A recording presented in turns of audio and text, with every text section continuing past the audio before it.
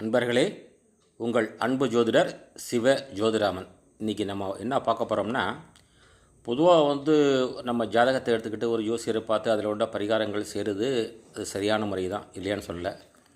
அதெல்லாம் முடியாதவங்களுக்கு ஒரு சின்ன எளிய பரிகாரங்கள், அதாவது பொதுவான பரிகாரங்கள் என்னென்ன அப்படிங்கிறத நீ கொஞ்சம் விவரமாக பார்ப்பாங்க. இதில் ஒரு 15 வகையான பரிகாரங்கள் சொல்லியிருக்கேன். இந்த பரிகாரங்களை எல்லாருமே பொதுவாக செய்யலாம், எல்லாருக்கும் பொதுவான இது சரியாங்க. திருமண தோஷம் இருந்துச்சுன்னா அது நீங்கிறதுக்கு திருமணஞ்சேரி, கும்பகோணம் பக்கத்தில் இருக்க திருமணஞ்சேரி. திருமண தடை இருந்துச்சுன்னா அதை நீங்கிறதுக்கு திருவிடந்தை, எல்லாமே கும்பகோணம் பக்கத்தில் தாங்க இருக்குது. மாங்கல்ய தோஷம் நீங்கணும்னா திருமங்கலக்குடி, அதுவும் கும்பகோணம் பக்கத்தில் தாங்க இருக்குது. அப்புறம் இல்லற வாழ்க்கை சுகமாக, இப்போ குடும்பத்தில் சந்தோஷம் ஏற்பட அது திருச்செங்கோடு. குழந்தை செல்வம் பெற திருவெண்காடு கும்பகோணம் பக்கத்தில் தாங்க இருக்கிறது. கரு நிலச்சி நிற்க, அதாவது கரு களையாமல் நிலச்சி நிற்கிறதுக்கு, அது கரு உறுதியாக இருக்கிறதுக்கு திருக்கருக்காவூர், அதுவும் கும்பகோணம் பக்கத்தில் தாங்க இருக்குது. பிரவேசம் ஏற்பட திருச்சியில் தாய்மானவர் கோயில்.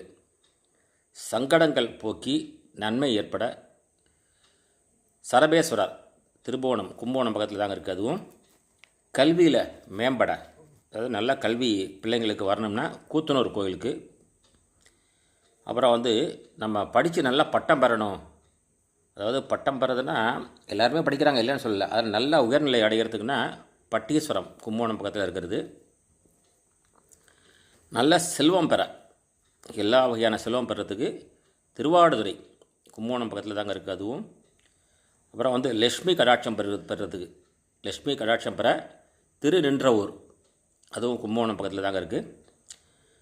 அதே மாதிரி குபேரன் அருள் பெற, குபேரனோட அருள் பெற்றோம்னா செல்வங்கள் நமக்கு தானாகவே கிடைக்கும். அதனால் அதுக்காக அந்த குபேரன் ஃபோட்டோவையும் கொடுத்துருக்கேன். அதில் குபேர செல்வம் பெறத்துக்கு திருநின்றவூர், தேவூர் குபேர செல்வம் பெற தேவூர். ஒரு சில பேருக்கு வீடு கட்ட முடியாமல் தவிச்சிட்டு இருப்பாங்க. அது மாதிரி வீடு கட்டுறதுக்கு நமக்கு செல்வம் வேணும். அந்த செல்வமும் சேர்ந்து வீடும் கட்டுறதுக்கு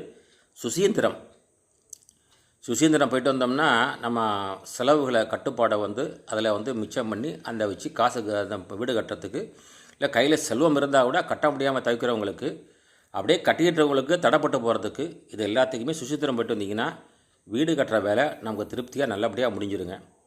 நீங்கள் இப்போ எல்லாத்துக்கும் பரிகாரம் சொல்லியிருக்கேன். திருமண தோஷம் நீங்கிறதுக்கு, திருமண தடை நீங்கிறதுக்கு, மாங்கல்ய தோஷம் நீங்கிறது, இல்லற வாழ்க்கை சுகம்பட, குழந்தை செல்வம் பெற, எல்லாத்துக்கும் சொல்லியிருக்கேன். இது எல்லாத்தையும் நீங்கள் படித்து பார்த்துட்டு அவங்கவுங்க பரிகாரம் பண்ணி நல்லபடியாக வாழணும்னு சொல்லி வாழ்த்தி, இப்படிக்கு ஸ்ரீ பத்ரன்.